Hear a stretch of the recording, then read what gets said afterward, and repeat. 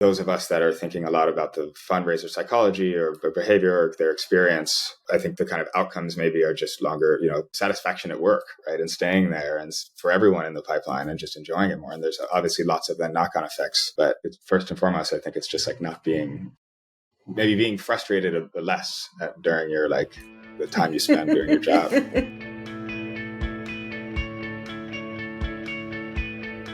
Welcome, everyone. I'm so excited to be here today with my friend, Nick Fitz. Nick, welcome to What the Fundraising. Thanks for having me. Let's start with you telling everyone a little bit about you and your journey, and then we're going to talk about the current project that you're working on, Momentum, which I'm personally very excited about. But give us a little backstory. What brings you here? Sure. Yeah, it's been I guess you could say, long journey for me, though I've been interested in aspects of the space for a long time. So I grew up in DC. I guess there's a lot to say there, but I'll just say I grew up there and my parents worked for the government. I went to undergrad at a liberal arts school in Iowa and did philosophy and policy. And it brought me back to DC and New York. I worked at think tanks. And then the kind of first step here is that I ended up moving to Vancouver to initially work and then do grad school, basically at UBC in Oxford in neuroethics or in ethical, legal, and social implications of new technology. And a lot of that was social psychology, running studies, people's attitudes towards new technology, different psychological questions, sort of questions around people's moral psychology, support for various policies, this sort of thing. And it led me into a world of behavioral science. I'd been involved, I guess, tangentially or as part of, for a long time, there's kind of a question of, you have limited time and money and how do you spend it on reducing suffering? So there's a group of people working on global poverty or on animal welfare or criminal justice or on a lot of different cause areas who are thinking about it this way. And so I've been thinking about stuff like this. And then basically, the very long story short is I had fallen into academia and it wasn't, we'll say, like my theory of change or what I wanted to keep doing, sort of putting out psychology studies. And I ended up going to work with this guy, Dan Ariely, who's at Duke. And that I basically did three things there that were relevant to this. So I had come in running a research program on the attention economy and how phones affect mental health and things like batching notifications and how they affect people's sort of productivity or stress or attention. And then I had run something called the Startup Lab, where we basically invested in, early companies working on some kind of social impact.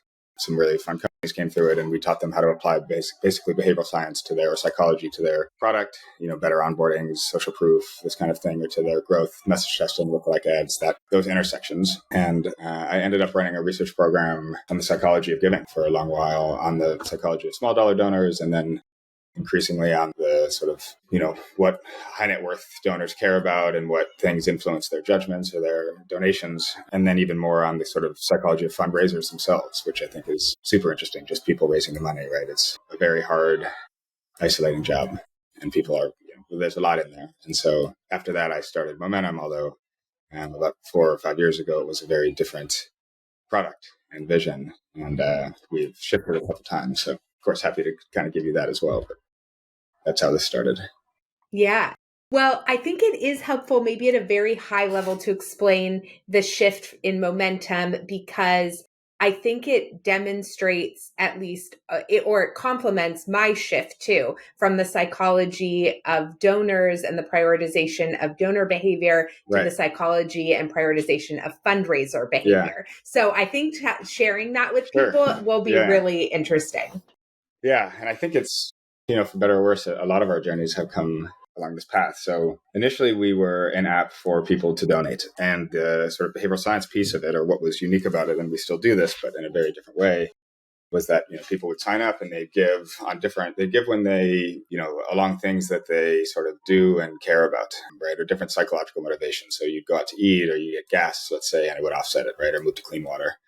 Or you walk a mile and give, or don't walk a mile and give. So sort of behavior change. So the first one's around offsetting, or give when Trump tweets, right? Or there's a mass shooting, or things that are frustrating in the world, or give when, your team wins, or things tied to identity, basically. All these different actions, we'll say. Basically, maybe the way to summarize it is like we launched this, we raised some money, we moved out to Oakland. So I moved from at that point, I was living in North Carolina, and we had a batch of people on it, let's say a few thousand. It gets covered by the press, and it leads a lot of nonprofits to come in, right? Who care about recurring donors, right? Recurring donors give 8 times more than one-time donors. It's a valuable thing. We do a bit of stuff this way, and then basically the pandemic happens. one way to summarize this is that we sort of take a step back and think like no one wakes up in the morning and is like, how do I give $50 away, right? It's not that it's you can say it's not a hair on fire need for people. You get up and you're like, there's a lot of other things maybe that are on people's minds, we'll say.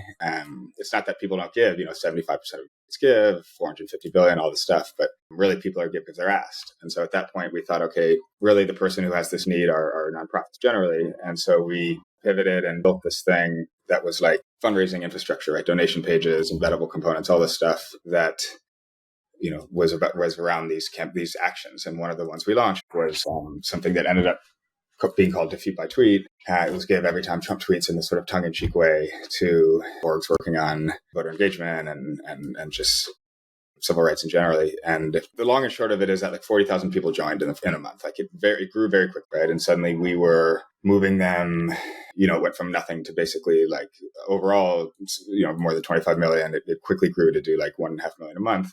All these 40,000 people are joined and giving about $40 a month. And so at that point, we went into this sort of phase of a company of making donation infrastructure. And, as you pointed out, a lot of this was around donor psychology. And there is a whole body of very interesting work there. But we sort of set off on this journey. There's a lot of reasons why we ended up pivoting about a year ago. But the main one, again, is that we felt like this isn't exactly a hair on fire need for orgs, right? We started working with all these people at nonprofits and hospitals and universities. And a donation page is an important thing, but it's not something that people are thinking about every day, right? And so then we did this really, I'm fast forwarding through some stuff here, but it's fine. The strange, very fun thing we did is I guess it depends how you look at it, but we paused what we were doing, I guess at this point, a little bit more than a year ago, in the fall of, 22, and a batch of us moved into a house at that point with our CTO's partner and 1-year-old. And we did these, we sent out thousands of emails that were like, from me to lots of people at nonprofits or at these places, various fundraisers at different levels being like, hey, can we donate some money and talk to you and just ask you stuff, right? And we get on and be like, what do you wake up stressed about? And what do you go to sleep frustrated by? And like, if you could hire somebody, who would you hire? And all of these questions about their own lives. We had our own hypotheses, of course, but a lot of what came out of it really was frustrations around managing a funnel, right? Or just a lot of major donor fundraising, there's a whole bunch of stuff that came out of it, but a lot of it was around relationships with people, we'll say, or managing that process, right? Who do I reach out to today, or when, or what do I say to people, or just tons of people copy paste, their emails into the database, and just all the stuff around taking action, like getting meaningful touches. And so that led us down a whole other journey, right? We did that for a few months. And then this past year has been like going to AFP and HP and 50 conferences, talking to a bunch of advisors in the field like yourself, just learning a bunch and building a bunch. And we've ended up now with a very different product that's basically like for anyone raising, like whether it's executive directors or CDOs or really major gift officers. It's like an inbox with text and email and a co-pilot to help you do stuff. And there's still that payment infrastructure, but it's been a very different set of things and set of problems, and been great to just dig in with like the focusing on the psychology of people raising the money has been just great. Something we've thought about for years. So it's changed over the years for sure. The thing that I really like about momentum, or even just that shift around thinking about how does the technology support the fundraiser instead of just like, how does the technology support the donor, and really taking into account their like psychology, motivation, challenges, resistance. Like I feel like technology oftentimes is like, oh, we're tech. So like we've made it easy because we're tech. Right. And they don't like go deep enough into, number one, not everybody loves technology. No, most of us don't. Right. And number two, that like sometimes what the technology is enabling is something that's really vulnerable and scary and has this whole human emotional component to it, which means that whole human emotional component to it needs to be addressed in the technology. And I feel like, the way you guys are thinking about that has obviously gotten me really excited. And I think what do you think it could change, like to not be too reductive in a short conversation, but like, how does the experience of a fundraiser change when they have technology that is designed around like enabling them in this way? Like, what about their sort of like full experience gets to change? Yeah, it's a great question. I think there are like maybe 2 or 3 things that or themes that I'm most excited about. One is stuff around like sort of choice paralysis and friction. And another is just around like delight and your actual sort of lived experience. And then there's maybe a third around sort of connection or collaboration. But basically the first, as you mentioned, like technology often is built horizontally, or like HubSpot is for a lot of different people, right? It is true that we have in our space people building stuff for fundraisers or for people at nonprofits, but you often have like a database that holds data, right? Or a CRM intelligence that complements that. And then you have all these workflows or, you know, what we call jobs to be done that are like, I need to make a contact report, right? Or I need to, who do I literally send the email to right now? And I think those things, there's a lot of nuance in the UX or just in like thinking about what is someone's actual experience like when they open their computer and they're like, today I need to do these things, right? Where we might show you, here's just one person you need to do, or text you saying, hey, remember you need to do this, put it in your calendar, right? There's like, we're very interested in reducing the amount of technologies and things people use. Like we don't want to be another thing on top of it, right? Or maybe more like a bridge that makes a bunch of things work. And so in that case, we're like, hey, we've ingested all of your, you know, emails and texts, all this stuff, your CRM, you know, and your plan. We work with people and build stuff around that. And then what we're interested in is how can you just make that super easy? Like open up a screen, it's drafted for you, it's all there, right? And there's like kind of this blank page syndrome. Okay, we put a draft in your writing, right? Or there's like just friction around things, right? Like my favorite example actually around this is like people get off of in-person meetings or calls, but it's most acute on like, you know, you have a day of in-person meetings on some trip and you're like writing stuff down of what happened, right? And so we'll text you after the meeting and say, you know, hey, what happened? You can leave a voice note and we'll summarize it. And then we'll ask you, you know, hey, what's your next step? You know, send a thank you note or follow up, you know, when do you want to do it tomorrow? And we'll pull that back into the inbox, right? And just this, the like, you know, copy pasting emails is another one, but just trying to reduce a bunch of the administrative burden around this. Like people spend almost as much time, some of our folks like dealing with the CRM, right, as they do actually talking to people. And so we're like, how can you just, you know, do what you're really special at here and do that? The other half or really batch of things I think about is like delight for people. Like people, they have maybe a portfolio of 100 people, sometimes more. They're trying to get 7 touches. It's like a hard job. It's a lot of outreach. It's a lot of communication. It's very personalized and crafted. It's often to people that are strange in some way, we'll say, right? Or how it can be stressful, right? And there can be UG fields. There's things that people get really stuck on. And so we're interested in doing things like, you know, when we recommend, hey, send this next outreach, maybe it's like call your mom, right? Or reach out to a friend. Or there's stuff around like, let me flag this to my collaborator, right? Or to my boss. I want some help on this, right? There's things around like, how do we connect people, both like, you know, say groups of major gift officers and kind of master classes, right? Or in networks where they can communicate, but also just within the org, there's often like silos essentially. And so how are you making it easy for people to get data from one place or to just get advice or a quick edit on an email or something from another? And so I think there's, just stuff around sort of, people think a lot about the warm glow for donors. And we're like, well, how do you do that for fundraisers, basically? Yeah, I'm interested in that side. Yeah, I love that. I mean, I love the whole like fundraiser centric piece. And this is an episode that's going to come out later, but I just interviewed this really interesting researcher over at Stanford who studies the science of motivation. And one of the things that she's found in her research is that when people are experiencing like the sort of tortoise time in their motivation, right? Because you're not always the hare, which is a lot of fundraising, right? A lot of fundraising is like tortoise time, those like 7 touches, right? And so, and what she said is in that time, we're often like, we experience a lot of feelings of self-doubt and we're really critical and we think we're not where we should be and we're really hard on ourselves. And when that happens, our instinct as humans is actually to disconnect because we don't want to be exposed to stimuli that could sort of remind us where we're at. Right. But the way to overcome that motivation hurdle is, of course, to like be in connection with each other. Right. And so all of those little things that you're doing, sort of that like forced connection almost, or the operationalizing of connection, I'm assuming is to get them over that motivation barrier in those moments. I mean, I think you put it so well. And like, I mean, look, we can be honest, I raise money for the org. I think we all have these moments a lot, right? Where you're like, you know, you're just alone sending emails, right? Or you're doing something like this. And for sure, I think whenever we feel anxious or stressed or any of that, there's like a tendency to disconnect, right? Or to do something, go on a walk. And I think some of the best things you can do is say, hey, ask for a friend for help, right? Or dig in with somebody, or people go to coffee shops, or it's, and generally, like it's easy to avoid if it's in little 15-minute chunks, right? So we're like, okay, let's do it in a batch. But even then, it can be stressful or overwhelming, right? And so I'm I'm interested in, like, you can imagine, I mean, you do some of this where people hop on and just send thank you emails, right? Or just do this in community, right? And I think you can do that in small groups. You can do that. You can build those communities on teams, and people just have somebody where they're just like, hey, can you check this email and see what it looks like? Or they trust their kind of, their writing or their editing, right? Or you can do this by connecting, like, groups of major gift officers. You can do this in lots of different ways. And there isn't actually the same kind of community that you do see in other sectors. I mean, it's a whole industry built on like trust and collaboration community, but actually within major gift fundraising, it can be lonely.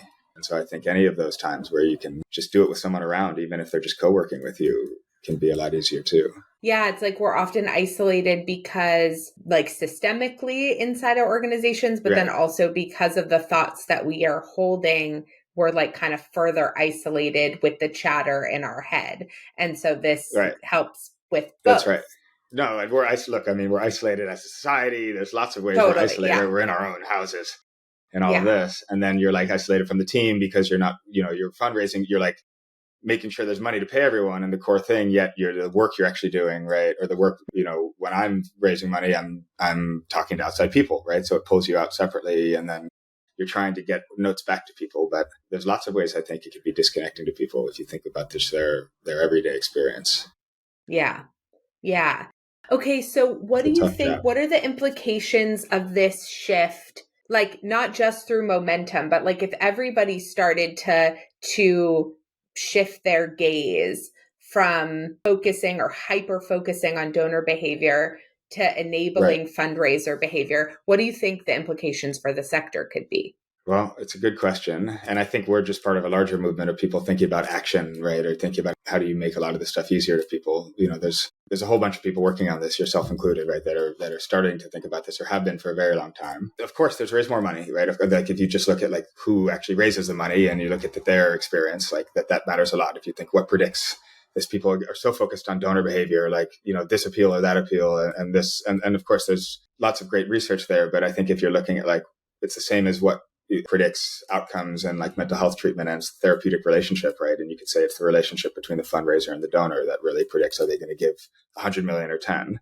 And so I think like that, there's an obvious thing to say there about raising more money. I think the probably more interesting thing is just like people's experience, and you can quantify that and like how we all know about the like 18-month turnover numbers, right? We know that it's tough to retain people. And it's not like it's a big mystery why. It's a really hard job, and there's a lot of aspects about it that are tough. And so I think Nathan's written about this. So there's some unsustainable things about this. There's some systemic things, right? And then there's also just about the actual job. It just burns people out, right? It's a hard thing. And they pull donors one way. It's complicated and hard. And so I think like those of us that are thinking a lot about the fundraiser psychology or behavior or their experience, I think the kind of outcomes maybe are just longer, satisfaction at work, right? And staying there and for everyone in the pipeline and just enjoying it more. And there's obviously lots of then knock-on effects. But first and foremost, I think it's just like not being frustrated less during your the time you spend doing your job. Yeah, I always say like people are always like, oh, Power Partners makes fundraising easy. And I'm like, no, it makes them able to fundraise with more ease, right? Like this job is hard. Yeah, it's hard work. There's no way around this. Like people, there's no golden goose or whatever. Like the thing is just hard work, right? And we're doing a lot of things to say, look, there's lots of things you don't need to be doing, like things that you don't need to be doing yourself, right? Or that we can try to make it easier, but it is hard work. Just very hard work. Yeah. But I think to your point that the piece around the challenges that we have fundraising from a monetary perspective and the experience that we're having as fundraisers are rooted in the same problem.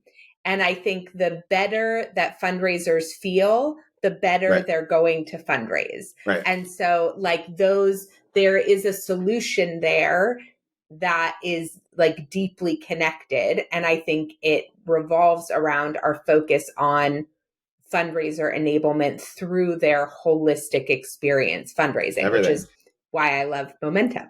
Yeah, great. No, I agree with you. I think it's like the kind of crux here, right? Or it's the deep thing here is like, what do the people's experience look like who power the whole sector, right? Yeah. It's a very hard job, but there's some unsustainable things about it for sure that happen. I'd love to reduce the burden a little bit, basically. Yeah. Yeah. Okay, thank you. I know we could talk about this forever. Yeah, Tell people where they can go to learn more about sure. Momentum, to connect with you, all of the things. Yeah, I think it's pretty simple, just www.givemomentum.com. And we have a batch of stuff there. There'll be a new site soon, but that has the info. And otherwise, in all the basic places on the internet. Perfect.